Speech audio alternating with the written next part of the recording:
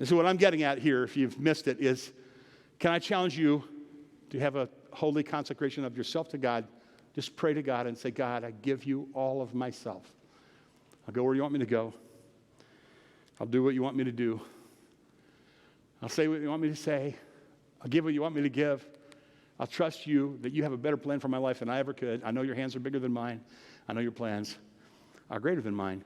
Rich Mullins did that. I'll tell you a story. Rich Mullins, if you know who Rich Mullins is, you're old like me. He's like a contemporary Christian music singer for old people back in the day. And he was great. He wrote some great songs. He had kind of a unique ministry. He was a single guy, never married, drove around the country in a Jeep, made a ton of money in Christian music. He made so much money that it troubled him. He felt like the Holy Spirit was saying, I don't want you to take all that money and spend it on yourself. So this is what Rich Mullins did. Rich Mullins got a group of pastors and Christian leaders together and created a little board of directors for his wealth. And he said, I want you every year to calculate what is the average salary of a worker, of a common laborer in America, and I want you to give me that much money out of all this money that comes in. I want you to give me that much money for my salary. And then I want you to decide where the rest of it goes. And during his lifetime, that's what he did, his entire life, as long as he lived. And some of that money went to indigenous peoples in the Southwest, and he took a real interest in them. He would go and live in these huts with these Indian children, and many disadvantaged people, difficult people, problems with alcohol and such, and he would go, his song was sweeter, his life was more powerful because he was consecrated to God. And the evidence was he consecrated even his money to God. It's not mine, God, it's yours. My time isn't mine, it's yours. My words, I can't just say what I think or what I want to say. I have to put it through a filter. Would this be true and honorable and good? So today, I'm thinking about a woman whose name was Helen Barth. You wouldn't know who Helen Barth is, but I do, because when I was a little boy, my mother had a record player, and she had a record by Larry Whiteford, who was a pastor that sang, and I eventually got to work with him. And she had records by Gloria Rowe, who had beautiful keyboard stylings. And she had records by Helen Barth, who used to sing on Moody Radio. Helen was a singer when she was a little girl. She loved to sing. And then she became a dance band, a blues singer and a dance band singer. It took her some shady places, but she had a good heart. She loved working with kids. She decided that she needed some more training to work with children. And she was a good egg, so she heard that she could go work with children, but she needed to go to college, but she came from a really rough family that didn't have much money. So Helen heard about a school that was tuition paid, that donors paid the tuition. And if you got to be in that school, you could go without paying tuition. And that's how she ended at Moody Bible Institute. And Helen Barth was very sincere, but when she was there in chapel, one of the first chapels, some of the other girls got up and they began to tell about how they got saved. And she thought, wow, that's remarkable. I don't remember ever having that experience.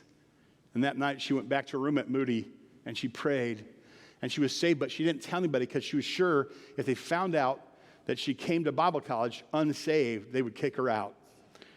And so it was a long time later that she would say that she got saved at Moody. One time she was singing, and a boy came up to her after she was singing and said to her, "You used to sing in a dance band, didn't you?" And she was kind of shocked. She said, "How did you know?" And he could tell, "I could tell the way you were singing." Well, that broke her heart because she wanted to put her past behind her and consecrate her song to God, so she went back to her room again. And she got down on her knees and she said, "God, I just want to sing for you." She just made it, you don't want to have to do this, but it's what she did. She said, in my lifetime, I just never want to sing unless I sing for you. And she consecrated her singing to God. Well, later, they put her on Moody Radio. And so people all over Chicagoland, all over the nation that would listen to Moody Radio would hear Helen Barth singing live on Moody Radio. And one day, while she was singing, Tommy Dorsey, leader of a famous dance band, stops at Moody Bible Institute while she's singing live on the air and waits for her to come off the air and offers to have her travel with him in his dance band. She was very gracious about it and thanked him. But she said to him, I've made a deal with the Lord that I will only sing songs for the Lord, and so I appreciate your offer, but I can't take it. There's another man that heard her on the radio. His name was Rainey. He was a pastor in Michigan, and he thought she had such a lovely voice. He imagined she was a lovely person, and so he went to see her in person, and sure enough, she was lovely in her youth, and he arranged to meet her, and he was single, and she was single, and so he arranged to have her come and sing at his church to edify his people. And he was also a smart young man, and so Helen Barth went to Rainey's church, Helen went to Rainey's church, and they eventually got married. And when people heard they were going to get married, she was so popular on Moody Radio that they decided that they would invite anybody who wanted to come. And their wedding was at Moody Church, and there were 1,800 people there, and George Beverly Shea sang at Helen Barth's wedding. They started a little church in Dowagiac, Michigan called Calvary Bible Church. There was a divorced woman that lived there, and a friend who had been praying for her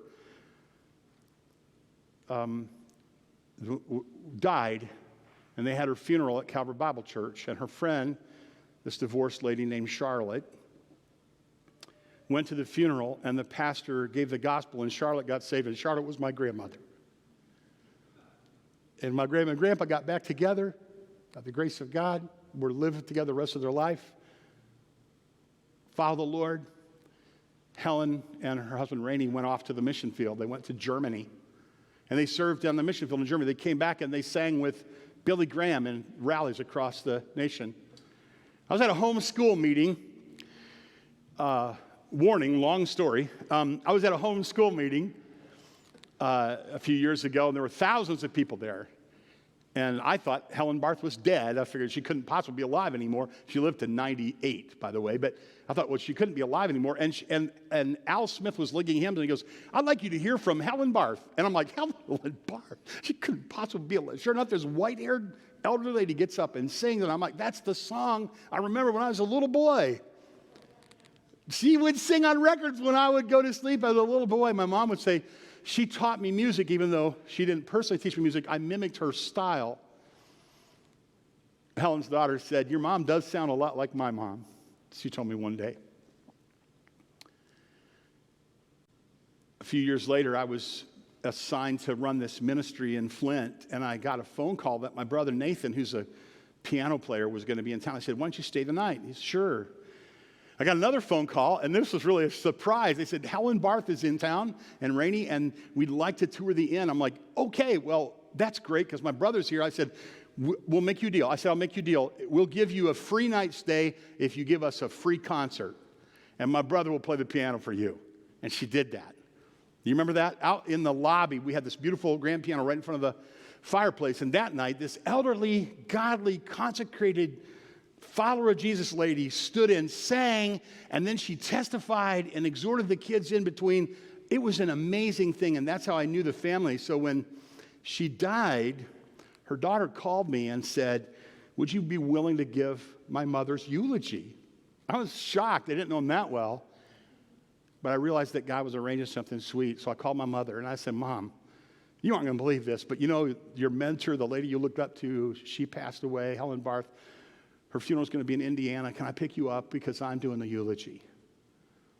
So I picked my mom and dad up, and I got to do the eulogy at Helen Barth's funeral. And you can see it. I linked the video on our website. You can watch it if you want to.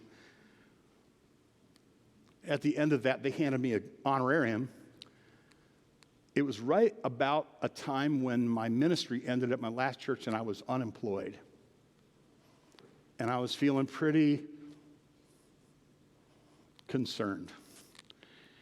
I took the gift, and it was generous, and I said, Mom, I want you to have this. This is about you. This is why God allowed this to happen. I want you to have it. I gave it to my mom. My mom said, no, I'm not taking that. I go, yeah, you got to take it. I'm not taking it. God arranged this for you, and I want you to have it. And so I gave it to my mom, and then a few weeks later, I got online and I started raising money to go on the road, and my first donation was my mom gave me that money back.